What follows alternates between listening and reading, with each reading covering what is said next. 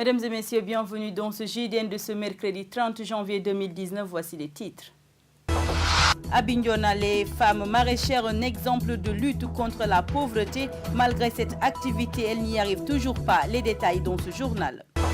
Le PME-PMI, le socle du développement au Sénégal, le ministre Aliou Sarr a présidé ce mardi la cérémonie de vulgarisation du dispositif de soutien au financement à Ziguinchor. L'actualité internationale mettra fin à cette édition. Mesdames et messieurs, c'était le sommaire. Le développement, c'est tout de suite. Bienvenue à tous. Malgré les engagements et leur détermination à combattre la pauvreté, les femmes du village de Djikès-Tangori, qui s'activent principalement dans le maraîchage, n'y arrivent toujours pas, faute de soutien en dehors du coup de pouce qu'elles reçoivent de partenaires espagnols. Elles n'ont aucun autre accompagnement. C'est tout le sens de l'appel qu'elles lancent en direction de l'État. Ndeye Tidaboya est leur porte-parole. Dans notre jardin, quand même, on se débrouille un peu. On cultive des carottes, des navets, des oignons, tomates, etc. Notre pire difficulté, c'est de l'eau. Parce que pour puiser, c'est très difficile. Les femmes souffrent. Oui. L'eau, c'est très difficile. Si nous avons des moyens qui vont nous permettre de faciliter notre travail au jardin, les matériels de travail, on a un peu. Parce que l'association du groupe est de la Suisse. C'est eux qui nous permettent, qui nous donnent un peu de matériel. Oui. Comme les arrosoirs, nous demandons au gouvernement qui nous aide.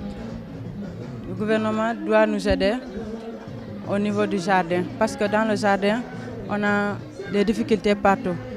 L'eau, les grillages pour le jardin. Le ministre du Commerce a présidé ce mardi la cérémonie de vulgarisation du dispositif de soutien au financement des PME-PMI dans les États membres de l'UEMOA à Ziguinchor. Le ministre Aliou Sarr revient sur les objectifs. Il est au micro de Boubacar Sambou. Oui, cette cérémonie de vulgarisation du dispositif de soutien au financement des PME, initiée par la BCEAO et le département, vise à créer, comme l'avons rappelé tout à l'heure, un écosystème favorable aux PME. Vous savez que la PME sénégalaise a trois principales problématiques: l'accès au financement, l'accès aux services non financiers et l'accès au marché. Et ce dispositif justement vise à améliorer significativement la problématique de l'accès au financement. Et je crois que le directeur national de la BCEAO, qui est ici à mes côtés, que je remercie très chaleureusement au nom du gouvernement, pourra davantage détailler les appuis de la BCEAO dans le refinancement bancaire des créances destinées aux PME. Mais ce que je voulais simplement dire, c'est que ce dispositif est vraiment un élément qui va beaucoup agir sur l'écosystème des PME, qui, comme vous le savez, font plus de 99% de nos tissus d'entreprise. Ce dispositif également permet d'accompagner aussi les PME dans la formation, la formalisation, mais également dans tout un ensemble donc, de mécanismes qui leur permettent d'être des champions et d'être des leviers de notre croissance économique. C'est l'objectif du plan Sénégal émergent et ce dispositif justement vient s'aligner sur les dispositions que nous avons prises au niveau du plan Sénégal émergent.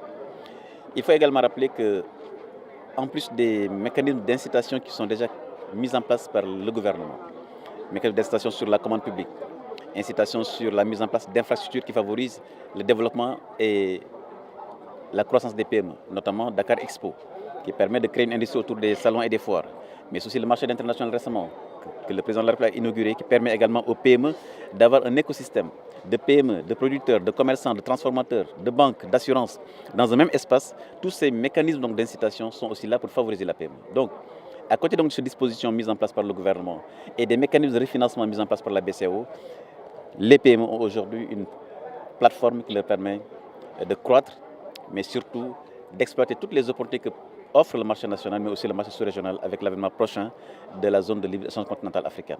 À l'occasion de cette même cérémonie de vulgarisation du dispositif de soutien, le directeur national de la BCEAO a défini les mesures d'accompagnement pour les PME-PMI, une politique d'aide à ces structures pour soutenir la croissance dans de nombreux pays. Écoutons Ahmadou Alamine Lo.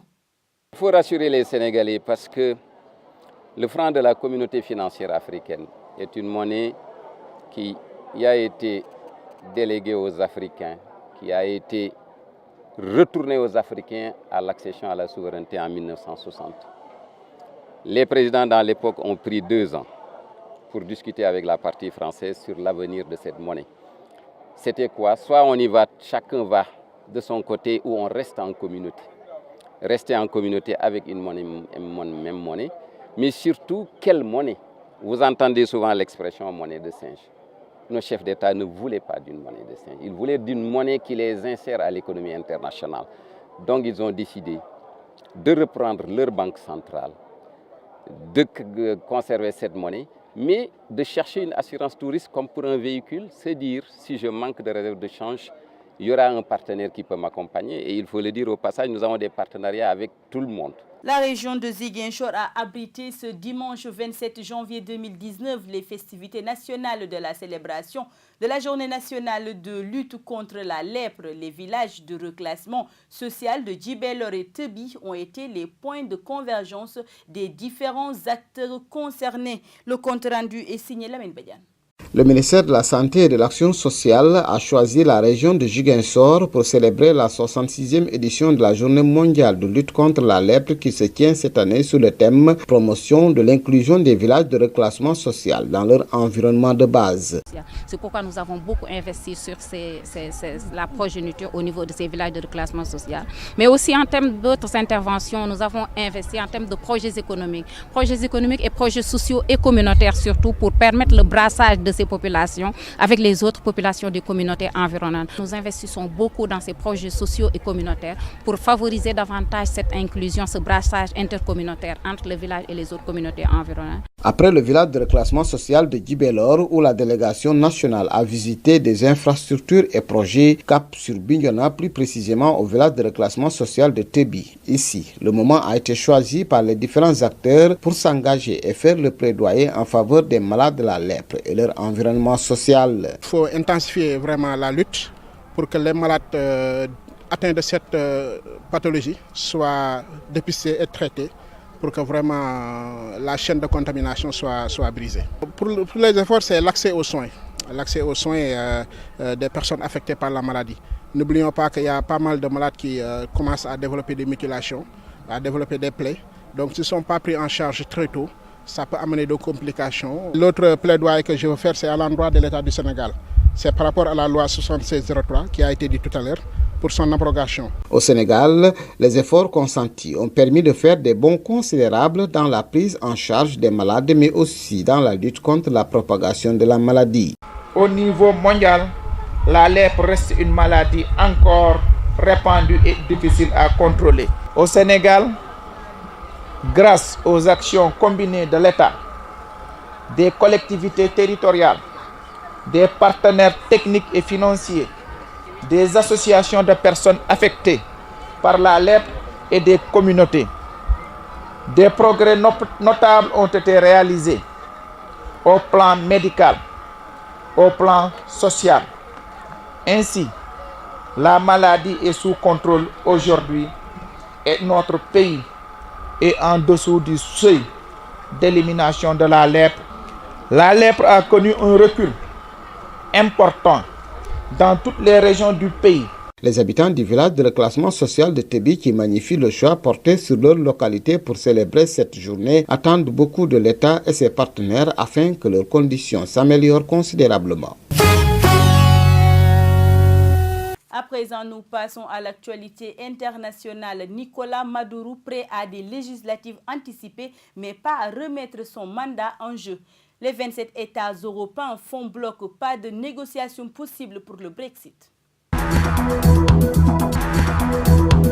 Il ne se passe plus un jour sans que la télévision d'État ne diffuse des images du président vénézuélien aux côtés des militaires.